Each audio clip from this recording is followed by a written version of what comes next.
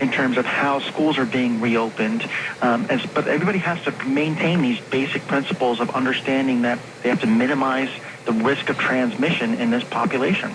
Andrew, from what you're hearing, are the schools that have decided to reopen taking appropriate social distancing measures? That is the most difficult thing to really put into place.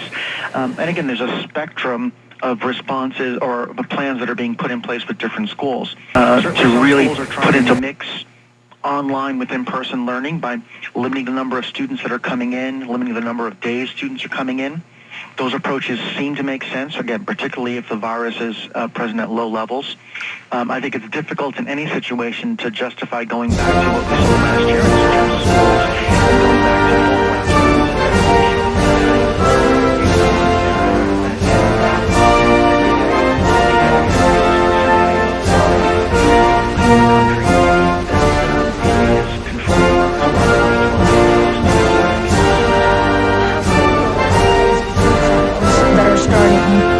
on these vaccine candidates? There are a number of phase 3 trials that are starting with vaccine candidates. This week there was also a phase 3 trial that was started with something called monoclonal antibody therapy.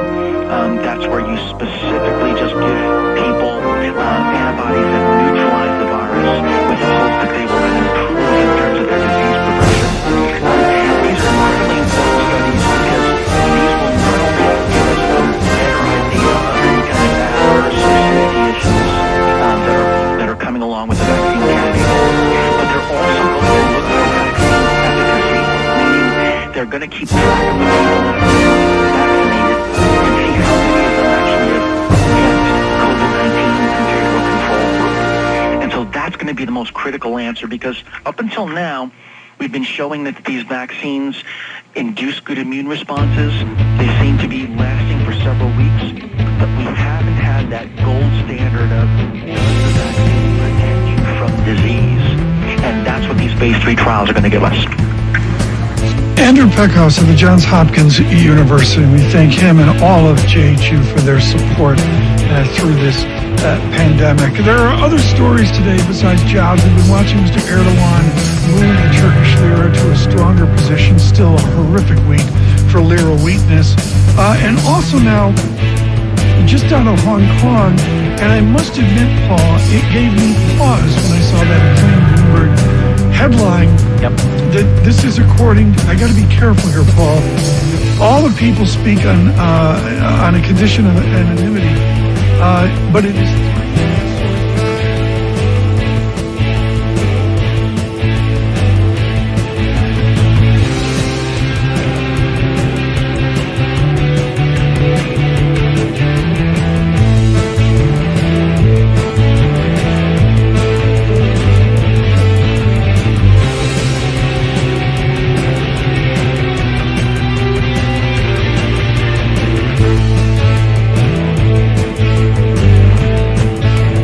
One, two.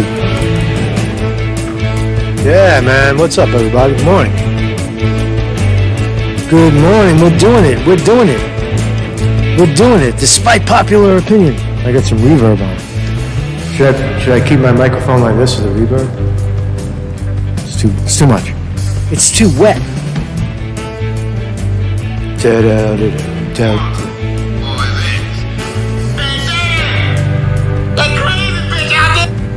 TikTok. That crazy bitch out there. Been listening to TikTok. How about you? Just looking at shit. Do something. Looking at shit. Just standing there. Oh, I guess you can't either. Oh, what the fuck, man? What the hell's going on here? What you doing over here? Who's that out there with that ace card? TikTok. F1. Boy, this. Hey, Daddy! That crazy bitch out there again! God damn! Why y'all standing there just... So this is TikTok. Hugging and shit, just standing there. This is the object of Trump's attack. Ban them. Are you supposed to be 1,000 feet away from my house? What you doing over here? It's just a bunch of stupid videos. That's all it is, TikTok. I've been watching it. Some of it's funny. I laughed a couple of times. I don't know how to use it, though. I don't know how to control what I'm seeing. God damn. So I guess it's... Y'all sitting there just looking at shit. Shut the shit off. I guess TikTok is basically... I downloaded the app onto my phone. I don't have it on the computer yet, but it seems to be a platform full of short, dumb videos. Sort of like the video you're watching right now.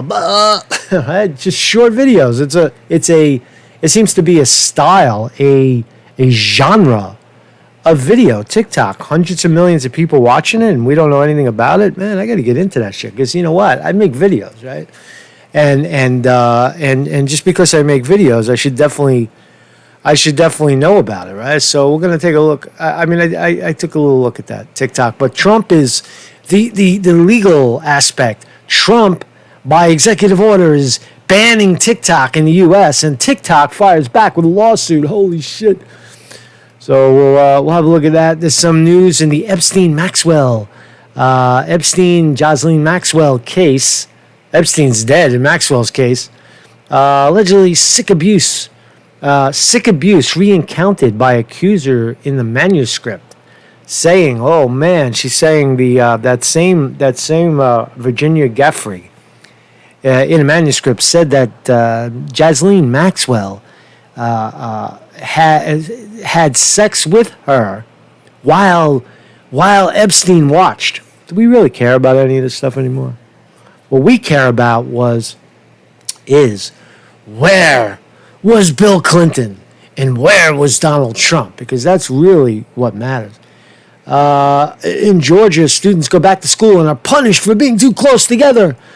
And I think the New York Post, I think we got him again, lying about the homeless population. And I'll tell you, hundreds of new homeless turn Upper West Side into a spectacle of drugs and harassment. Really, New York Post. Are you going to make me get off my ass again and go up there and blow you fucking idiots out of the water again by showing everybody that you're lying? Or is it true? We'll find out.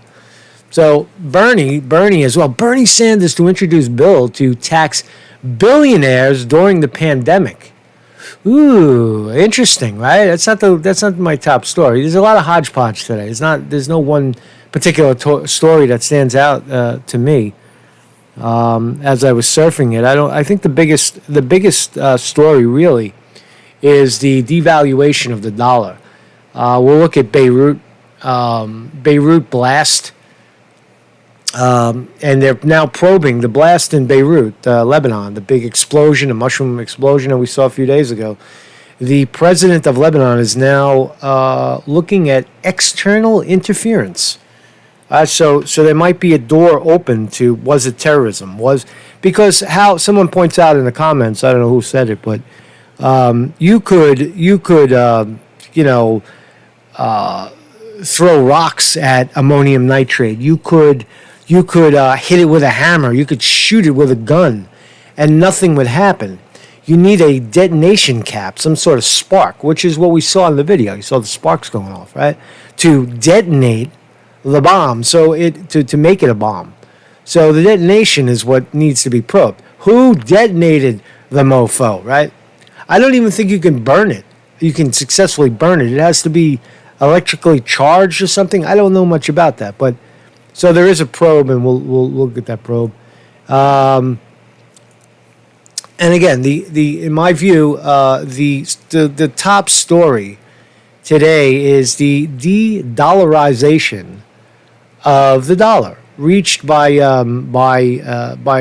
Russia and China ditching the dollar, and what that means. What does that mean? What the hell? Who cares who trades in what? We want the dollar. If the dollar isn't strong anymore, then all these 330 million people, that most of them don't get off their ass and work and make anything, we're going to be in trouble. I see a cataclysmic kind of meltdown if and when the dollar is no longer the universal currency. So we'll look at that kind of in depth.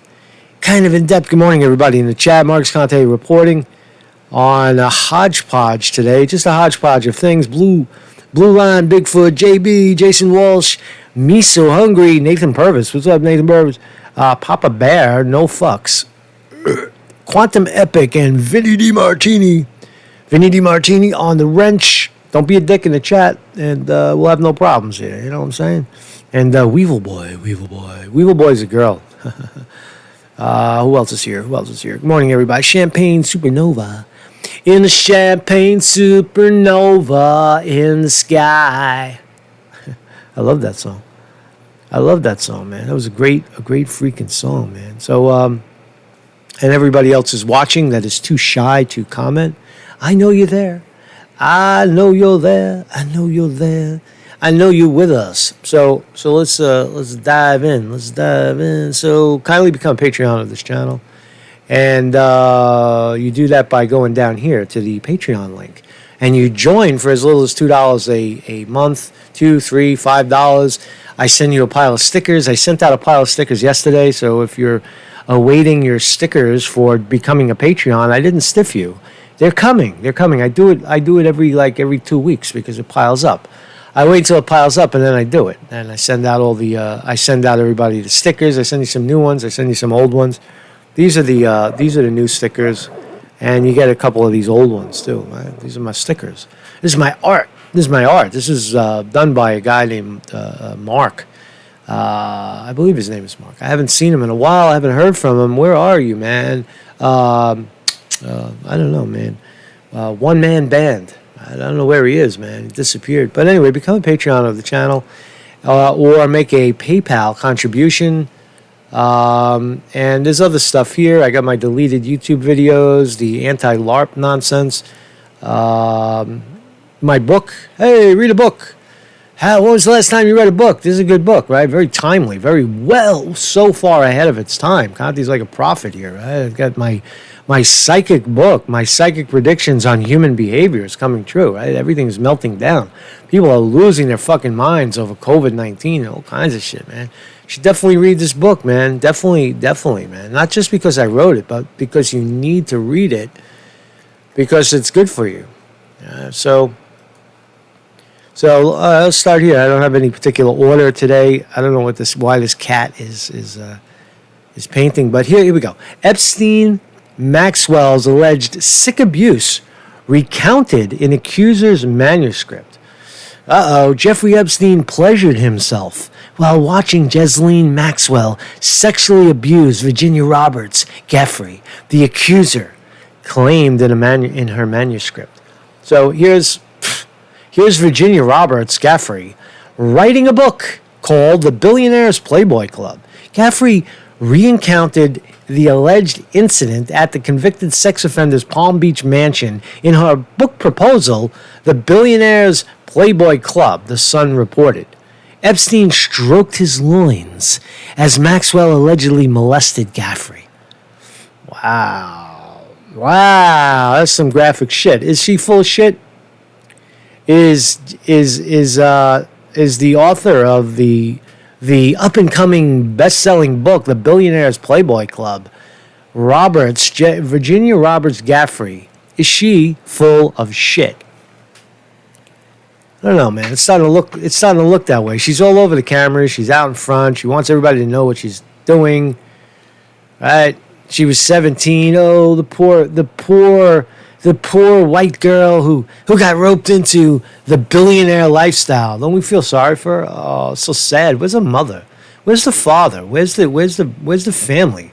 Where was the family when the girl was on Pedo Island sucking Bill Clinton's dick? Right? Where were they? Where was the parents? Where was the outrage then? Right? They were glad to get rid of her, and she was probably glad to be on that island, irrespective of age. Epstein stroked his loins as Maxwell allegedly molested Gaffrey. Ooh, so salacious. So disgusting, really, when you think about who these people are. Look at this guy. Look at her. Who would fucking want to stroke her, man? Fucking kick her in a twat. I give her a cunt kick from behind. How much for the cunt kick? Jeffrey, I know I I know I could. This is what I would say. I know I could screw a teenager for a couple of bucks, right? Or you can promise not to slander me, and I'll screw the teenager, right? And we'll have a deal there. But how much will you charge me to give a swift cunt kick to Jasleen Maxwell from behind? I want to sneak up behind her, and I want to give a swift but effective cunt kick to shut her up.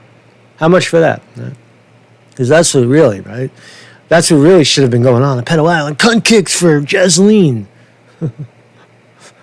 That'd be pretty funny, man. Right? A fucking cunt kick session. The sixth scenario played out after the pair allegedly abused Gaffrey. All right, so whatever, man. In the massage room, they're fingering her, fucking her. Look at this. Look at this. Is she for real? This is her big claim to fame. There he is, the prince. The prince and the hooker. The prince, the hooker, and the pimp. And she was what?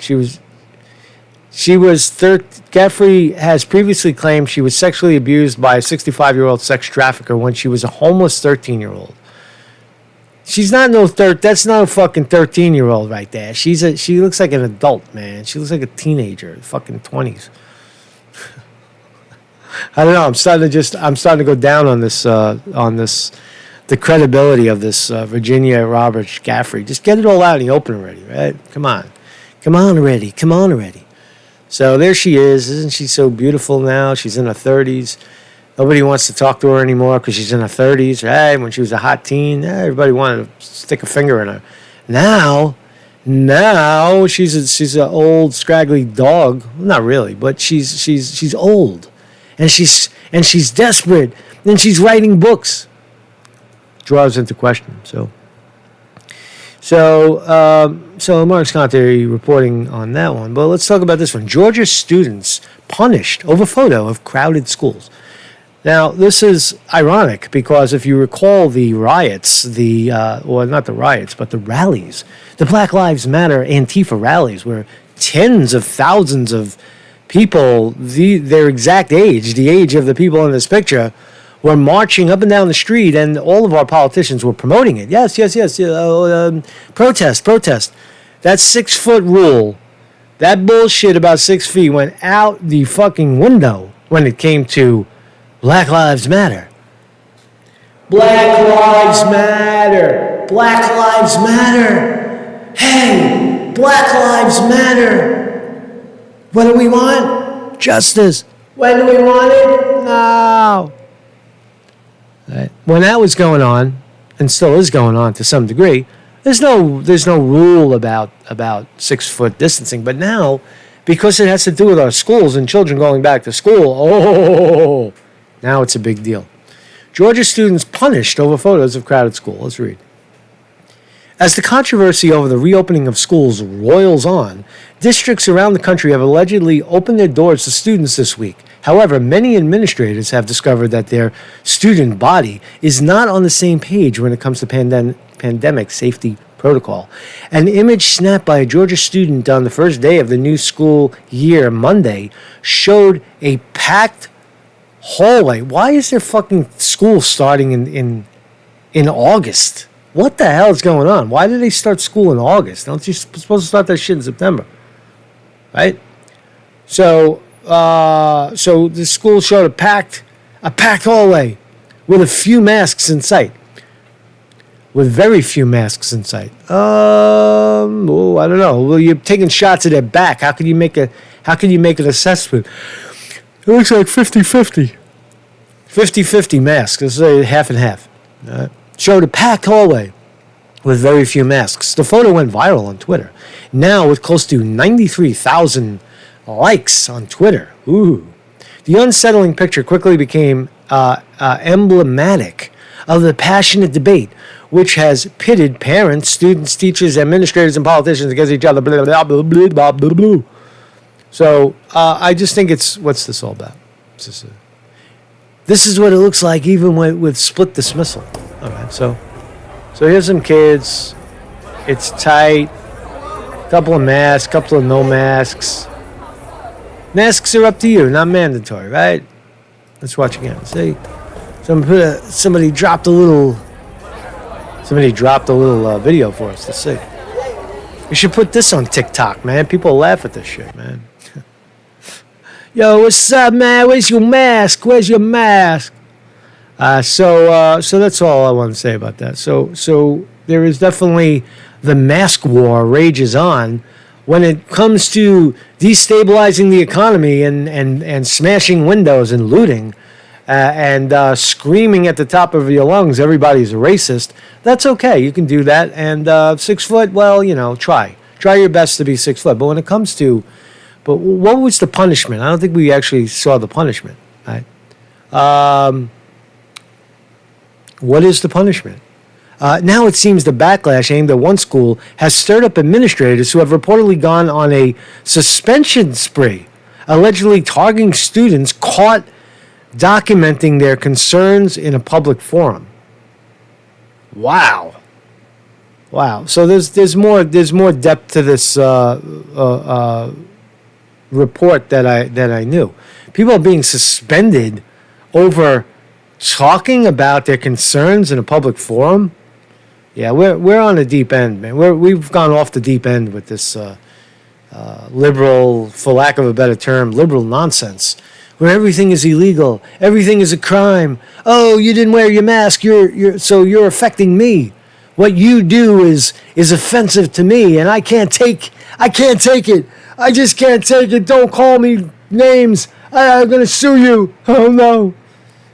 We're going crazy, man. People just start fucking protecting yourself. If you feel like you need to wear a diaper on your face while you're sitting in school or eating or whatever the hell you feel like doing, go ahead, man, because it doesn't affect me.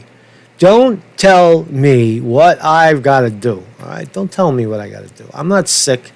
You're fucking sick. I'm not sick. You're sick in your head. You're not only physically sick, but you're sick in your head wearing that stupid thing on your face that has no effect whatsoever.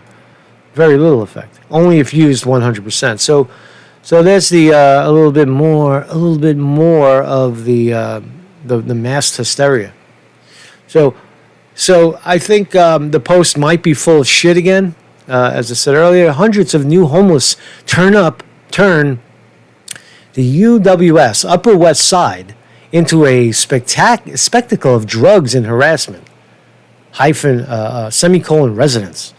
What does that mean? So, Upper West Side, if you're not aware, that's where Rachel Maddow lives. The Upper East Side of Manhattan is the area between maybe the 50s, right where Trump's tower is, all the way up to maybe 100th Street in the 90s, right? That's where, that's not Billionaire Row, but that's where more billionaires reside than any other place in the world on the Upper East Side. Now, on the Upper West Side is more new money, is more recent money, like Rachel Maddow and celebrity kind of rock star money, and Wall Street money.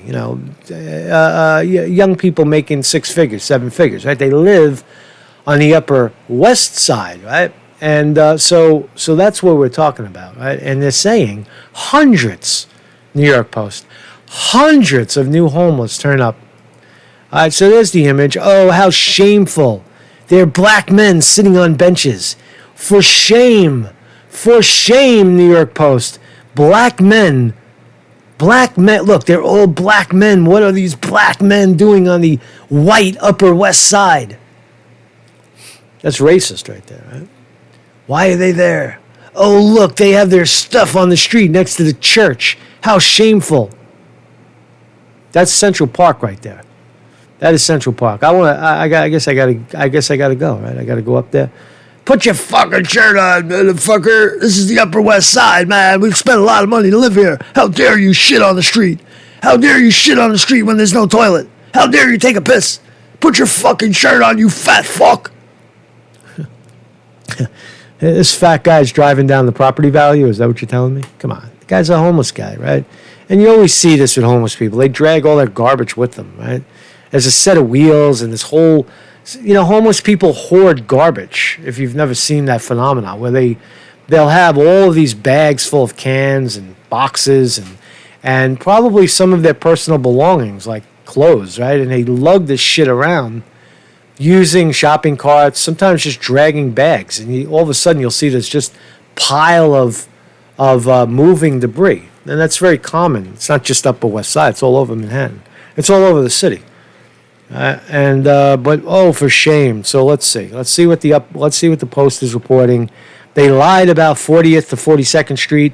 Sean Hannity jumped jumped on top of it and continued the fake story about 40th to 42nd Street in Times Square turning into Junkie Row.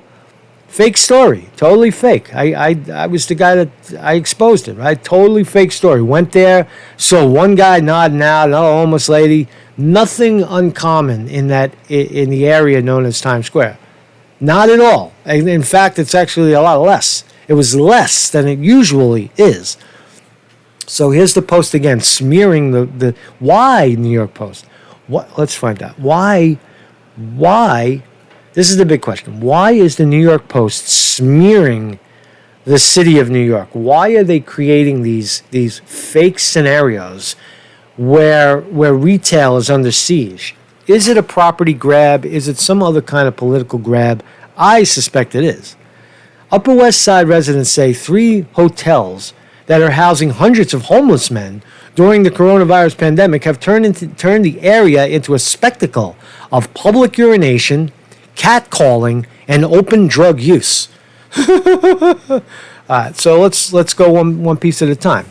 All right, using roach motels that are shut down to house homeless people that have nowhere to go is a bad thing in the eyes of the Post. Using what is closed and they'd rather have see, this is the mentality of the scum rich, is that they'd rather see the hotel stay empty than house it, than use it in a pandemic to house homeless people.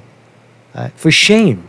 How shameful that they used hotels to give homeless people a bed and a toilet. Wow. That's some serious shit, man. That's some serious thing to contemplate. The psychology of people today, the position, the mental state of people today, to feel that someone who is homeless and is given a place to stay should be shamed because it's in my fucking neighborhood. Put it in the black neighborhood. Get it out of the Upper West Side. They got the homeless junkies in the fucking hotel. Get them out of here. I paid good money for my place. Shameful. Very shameful. Right? Spectacle of public urination. I don't see that at all. I do not. I drive around the city all day long. I don't see no spectacle of people taking a piss. I am one of the people that stops every once in a while and will take a piss. So, and I ain't homeless. And I ain't no guy living in a hotel. And I'm certainly no rich cocksucker that lives on the Upper West Side. But I am taking a piss. Why? Because they shut all the fucking bathrooms down. What are you going to do? The public bathrooms don't exist. We don't have a system for pissing and shitting in a busy city that closes down all the stores and the restaurants, right? So there you have it. So allegedly, let's look at the addresses. On West 79th Street and down Market Beldorn. What the fuck is that? West 87th Street are people who are mentally ill, recovering from drug addictions, and registered sex offenders. Where are you going to put people, right? Where would you like to put the people that have nowhere to go? Where, Upper West Side? Where, New York Post? If it's even true. If the story is even true, I suspect that I will go there and see nobody and see nothing. And then the New York Post or Sean Hannity will go on Fox and say, see, they cleaned it up because the New York Post reported it.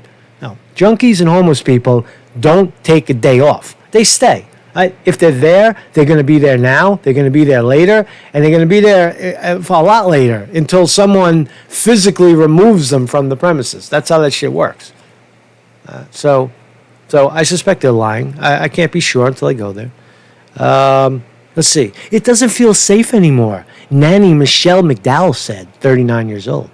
She said she was recently offered crack by a pair of homeless men as they wheeled a toddler along Riverside Park at 79th Street. Yeah, there is that. I do see more street drug dealing, but so what?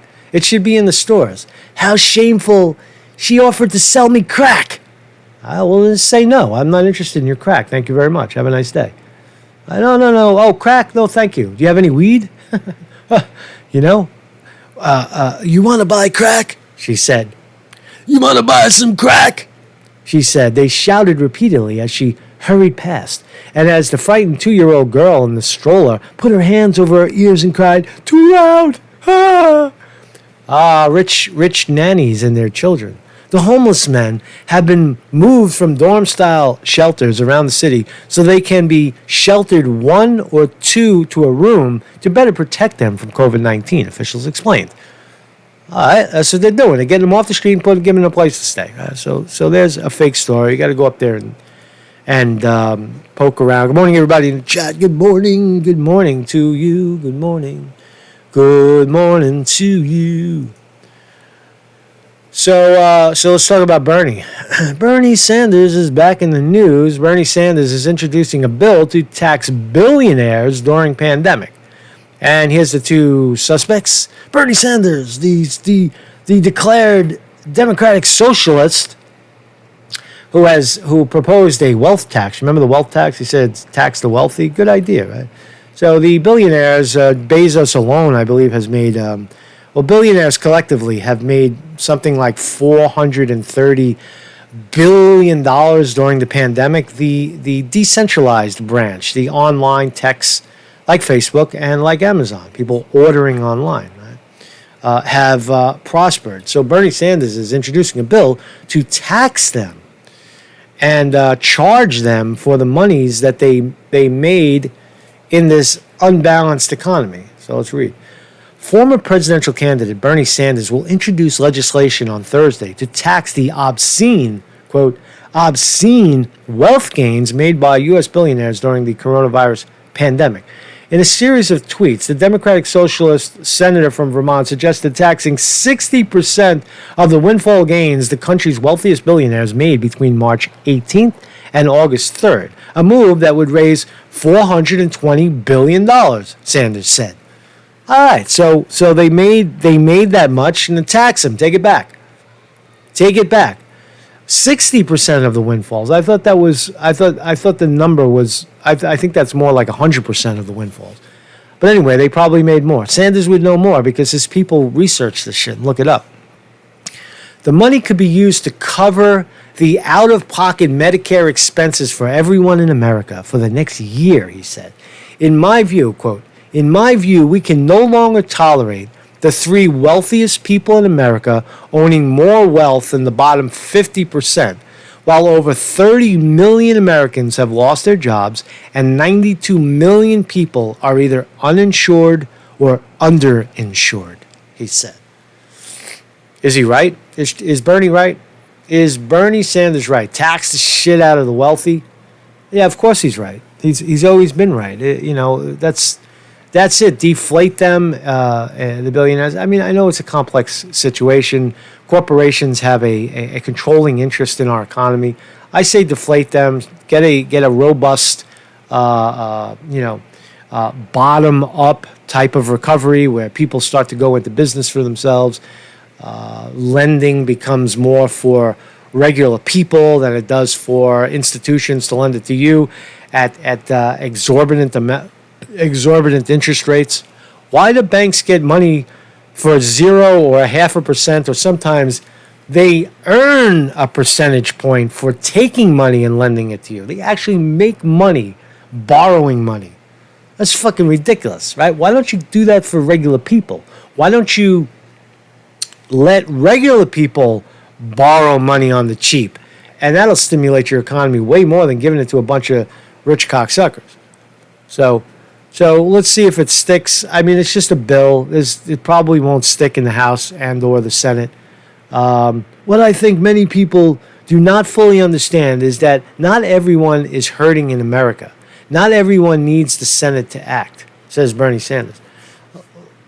Whoa, that's the opposite. Let's see. While over 30 million Americans have seen their $600 a week unemployment benefits expire, emergency actions taken by Federal Reserve to prop up the stock market have meant that 467 billionaires. So there's the numbers right there. 467 billionaires saw their wealth go up over $730 billion since the pandemic began. So the number that I cited, 400 and something billion, is now $730 billion has been made by 467 guys or women or whatever they are, billionaires. That's how much their wealth has gone up. I said, that's staggering, right? So should you tax them? Yeah. You should tax them, and you should institute antitrust laws that prevent these companies from making that kind of coin on the back of everybody else. There's a lot of things you should do. So briefly, Beirut blast probe, the Beirut blast probe to consider external interference.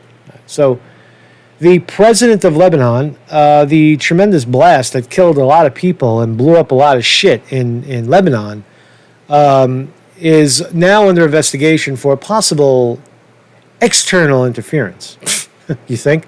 Lebanon's president on Friday said the investigation into the massive explosion in Beirut that killed at least 154 people and wounded some 5,000 would seek to determine whether external interference had a role in the disaster, according to a report. Quote, the cause has not been determined yet. There is a possibility of external interference to a rocket or bomb or other act. Wow. President Michael Anun said in comments carried by local media and confirmed by his office. Reuters reported. So wow, the president of Lebanon is using language like rocket and bomb or other act. So now it's starting to develop. The story is starting to grow some legs. He said the probe was being conducted on 3 levels. First, how the explosive material entered and was stored. Second, whether the explosion was a result of negligence or an accident. And the third possibility, that there was external interference. All right. So 2,750 tons of ammonium nitrate was stored for years in the capital city port. They're still searching for bodies. Atomic bomb-like explosion was apparently sparked by the ignition of the ammonium nitrate. Wow. The chemical used for explosives and fertilizer. I had said that it looked like a nuclear bomb. So here's some images of the thing. That's some heavy shit, man. It's just fucking rubble. That's their 9/11. That's their 9/11. Employing some dogs to sniff out bodies. People are looking for their loved ones. That happens. If you're close to it, you're gone. You're vaporized. You're part of the missing. When people are missing in an explosion like that, they're not there anymore. Their body parts are splat all over the place. Right? Dogs eat you. Not dogs, but you know what I'm saying? When you get blown up like that, there's nothing left. You think like, there might be a smear on the wall. That's all that's left of you. Because water, you're mostly water. You're 90% liquid. And when you get blown up like that, it's fucking, you just splat like a water balloon. Right? Powerful explosion, right? So sorry, dear, you're not going to find your loved one. We feel for you, but they're gone. They're gone. Do you actually have a government here? Said a 66-year-old taxi driver was crushed by falling building wreckage. So what? So what else we got here? Oh, this is heart-wrenching, right? So Beirut firefighters pictured trying to enter warehouse just before the explosion. Oh, this is sad. So all these guys are dead. Part of the missing. Quote, missing. Firefighters in Beirut, Lebanon attempt to enter the warehouse moments before the massive explosion on Tuesday. That's right up there with the 9/11, right? I was there. I saw it. And you saw firefighters and ambulances and police rushing to the scene, rushing into the building, right? They all died. I saw the moments before the building fell. I saw, hordes. I wasn't close enough to see actual people running into the building because that's insane. You don't want to be standing there with the fucking, shit fall, literally, bodies, people jumping out of the building and shit falling. You don't want to be near the building. But I was close enough to witness exactly this, where firefighters were rushing to the scene and they ultimately all died. So here's the video, man. This is fucked up. So this is a video moments before the blast. They don't show the blast. And what's interesting is, how did you recover the camera?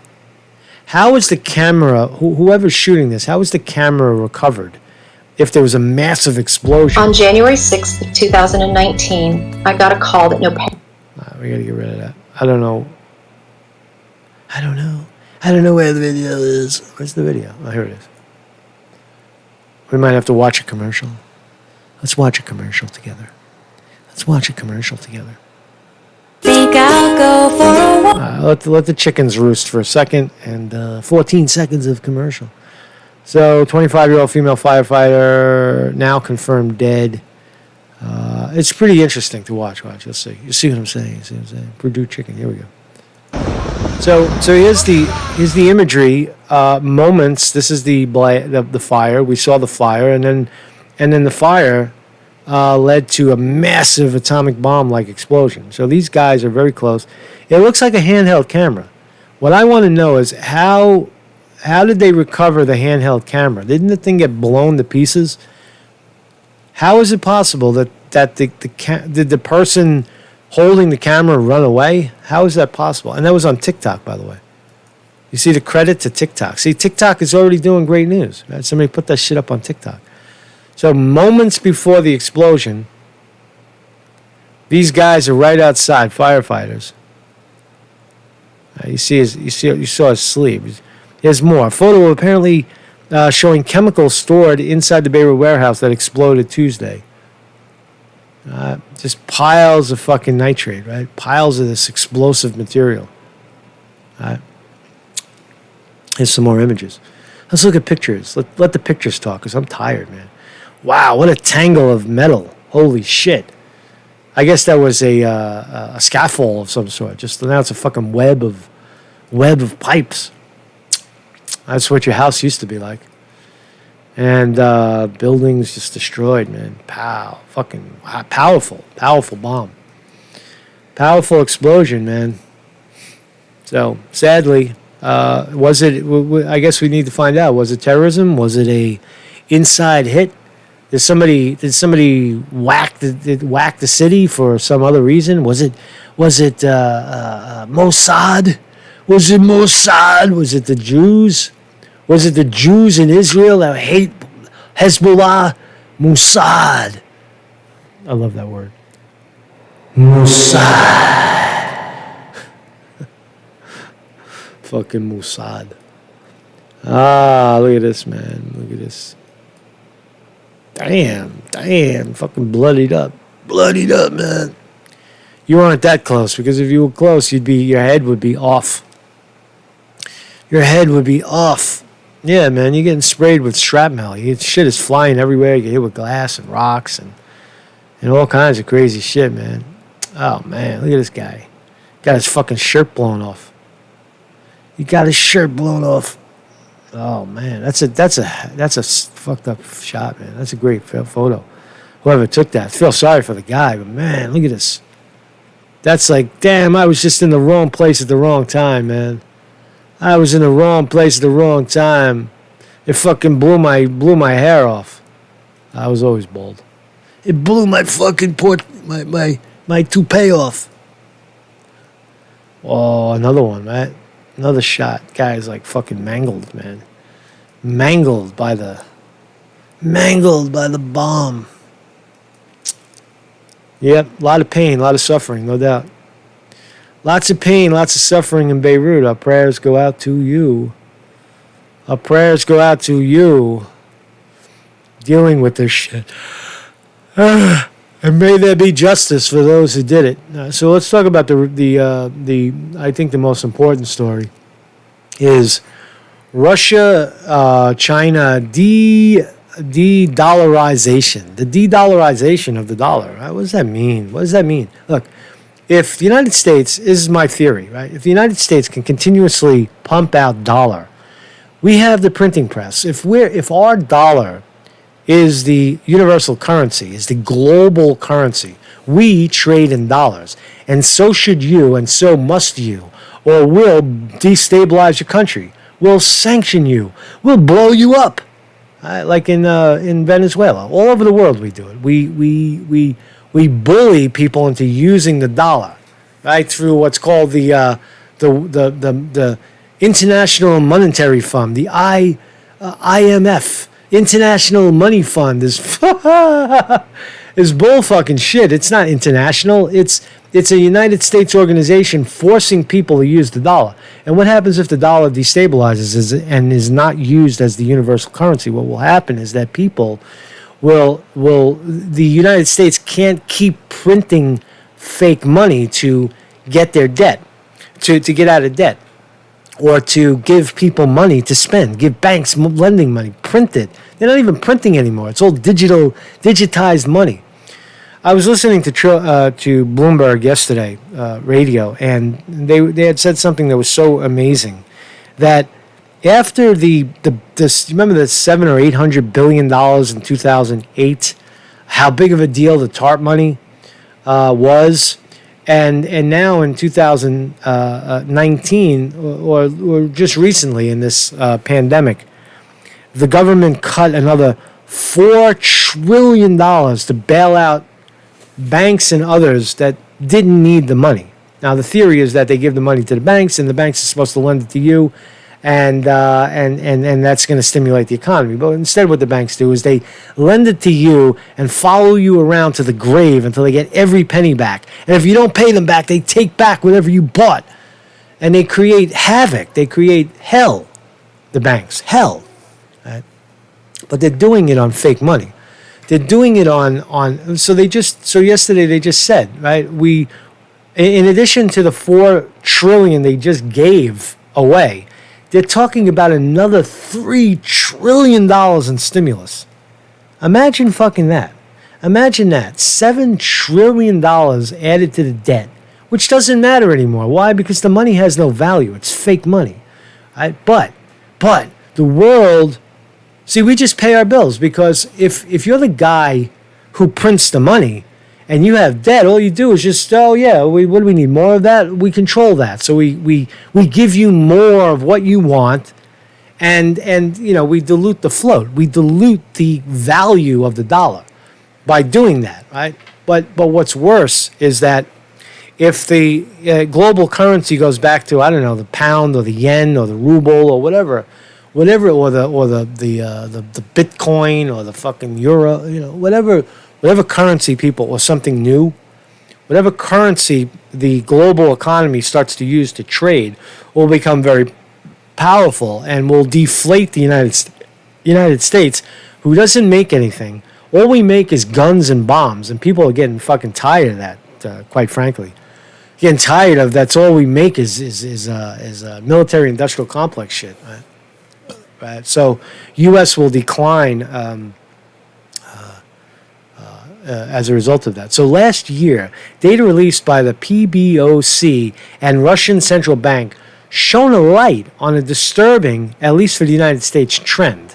As the Trump administration ratcheted up sanctions pressured on Russia and China, both countries and their centralized banks have substantially diversified their foreign currency reserves, dumping dollars and buying up gold and each other's currencies. So China and Russia. Why is China and Russia the enemy? Because right here, this is the always look to the markets for the answer. That's the reason you get vilified. You don't get vilified because of China virus or Russia hacked the election.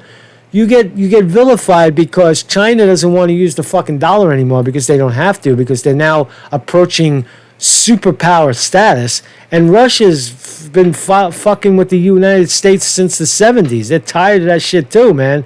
Anything that gets us out of our alliance with the U.S. is okay with us. So China, Russia cutting deals in ruble and yen, bypassing the dollar, is a serious problem. Buying up gold. So back in September, we wrote about the PBOC and the RCB building their reserves of gold bullion in levels not seen in years. So they're stashing fucking gold. But here's the interesting chart right here. See this chart? Reserve currency status does not last forever. Okay, America? Sometimes it all good things come to an end. Look, in the 1400s, if you can remember back that far, I know we're young. Portugal had the reserve currency. Then Spain, then the Netherlands in the early 1700s. Then it moved to France, the French, the franc. You remember the franc? I don't, but the franc was the universal, was the reserve currency. I keep saying universal, but the reserve currency in the 1800s. Then it was Britain with the pound in the early 1900s, and then we stepped in. So the U.S. Currency, the dollar as a reserve, is only maybe 100 years old. And as you could see by the block size, that's about when it fades. You might squeeze a couple of more years out of it, depending on how many more people we use the money and the military-industrial complex to blow up. If we continue to blow up people, we might squeeze another few years and steal their oil and resources. We might squeeze a few more years out of the dollar, where we could sit around and not make anything and not do anything and claim to be a superpower and be reliant on China's supply chain to bring us garbage clothes that nobody wants to wear anymore. I'm still in shell shock over going shopping, trying to buy clothes that I liked a few days ago. I got to go to eBay, right? I got to go on eBay, and that's hit or miss. You know, when you buy clothes or shoes online, it's hit or miss because you can't try it on. Sometimes it looks good, and then you put it on, it's like, oh, shit doesn't fit me. You want to try shit on. Right? You want to pick it up. You want to hold it in your hand. That tactile connection with the thing that you want to buy. We don't have that anymore because of the decentralization of our economies, right? So there you have it. The reserve currency, the dollar, is in the process of going bye-bye. Then how will we pay our bills? Right? Because then what you have is a devaluation of the dollar.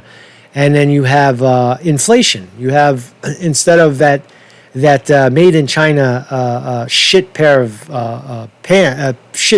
shorts that you're trying to buy at $30 and is jacked up from, they probably bought it from China for $10, sell it in the store for $30. Right? Now it's going to go up. China's going to sell it to you for $30. They're going to try to sell it for $60.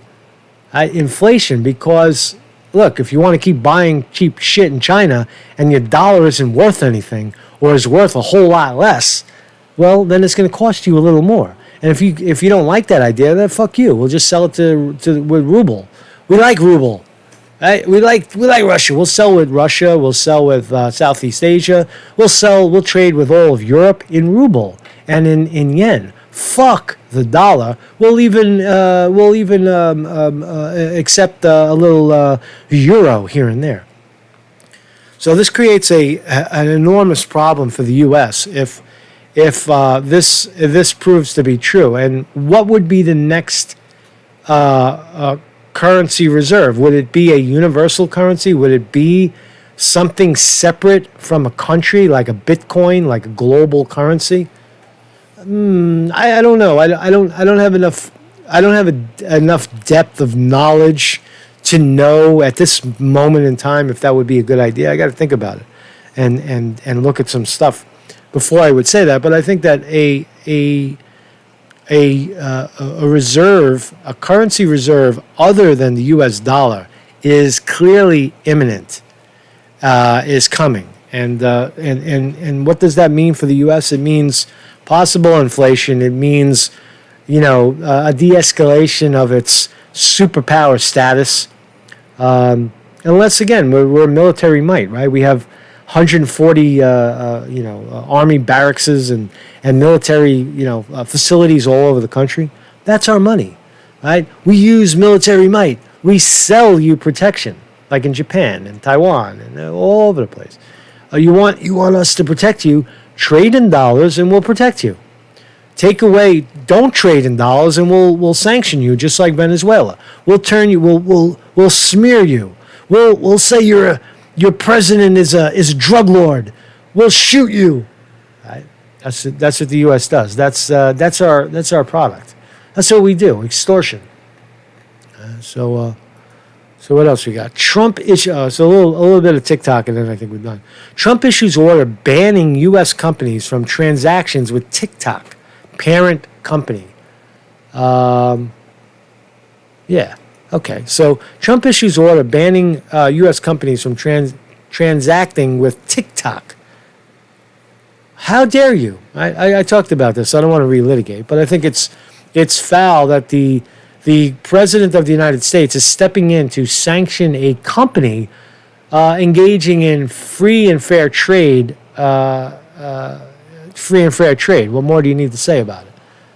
President Trump on Thursday signed an executive order banning transactions beginning in 45 days between U.S. companies and Chinese parent company of social media app TikTok. Now, I showed you what it is. It's nothing. It's a fucking fun little app. Why are you so threatened by this? Why, Mr. Trump? What is so threatening about TikTok? Why are you so threatened by TikTok? Why are you so threatened by TikTok? What's it doing, man? What's it doing, man?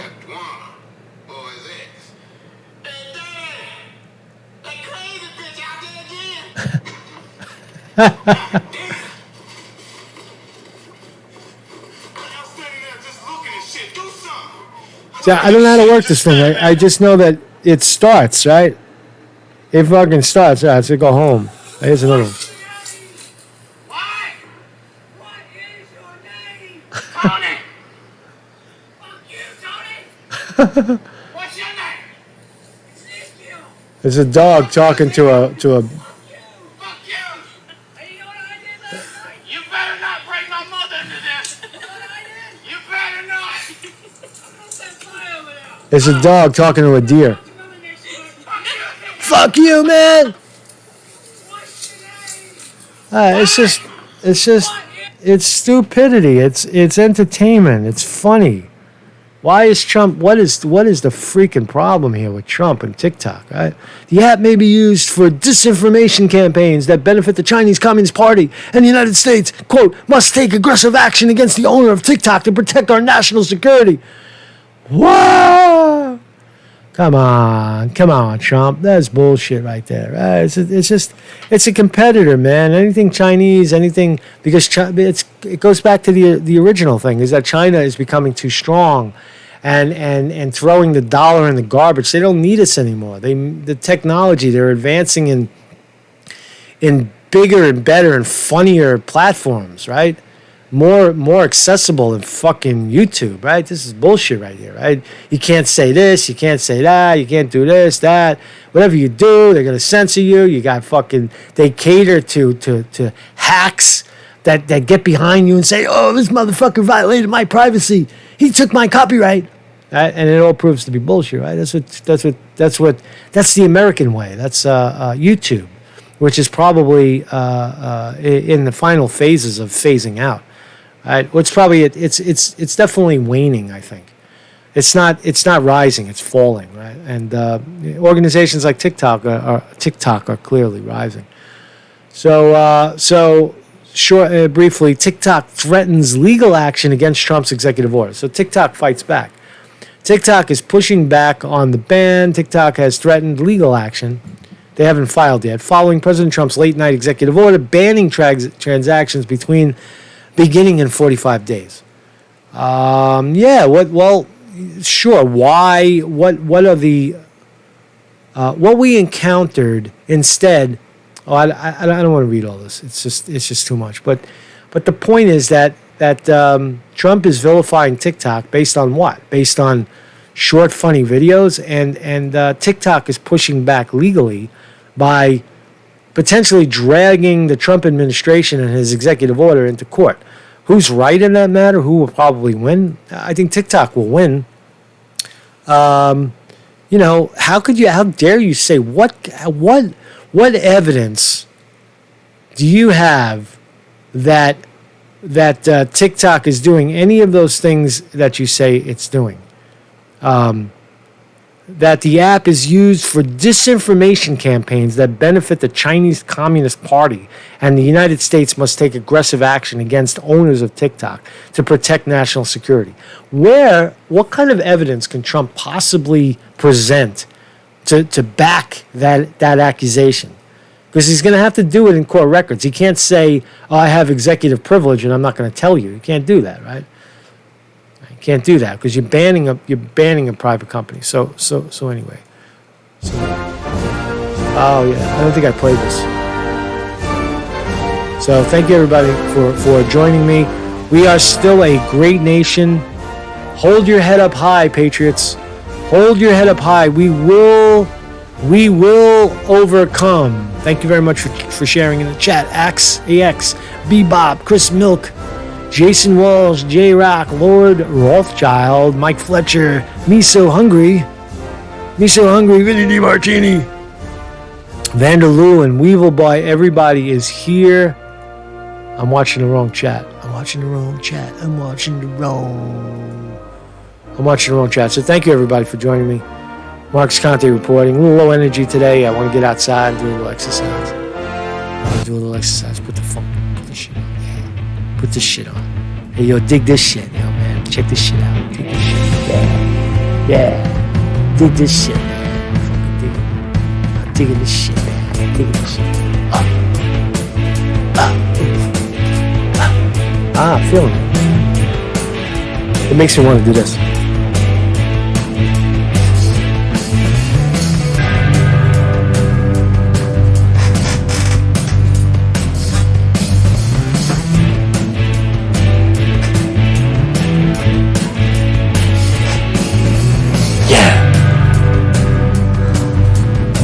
Thank you, everybody, man. Peace out.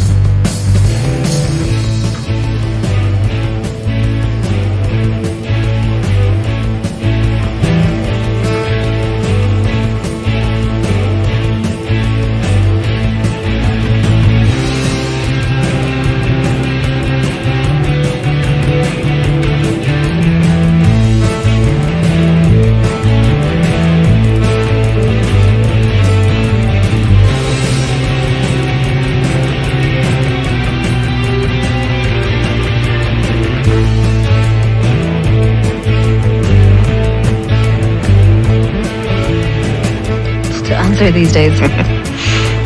I think inflation is really one of the most challenging discussions out there because there certainly isn't any now. We don't have the demand that's out there, but we've got real yields that are pointing to some real inflation concerns once we come out of this. Are we structurally changing this economy with more fiscal stimulus to the point where inflation can come back in a way that we haven't seen in the last decade? And if that's the case, what's the implications, longer term for all asset values?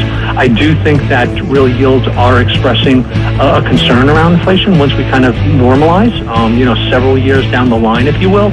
And it's been a long time since we had it. So portfolios just might not be positioned for that correctly.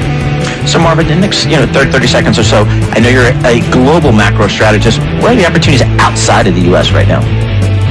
Certainly emerging markets have some of the best real yields around the world. So I think that's hopefully part of the thought process.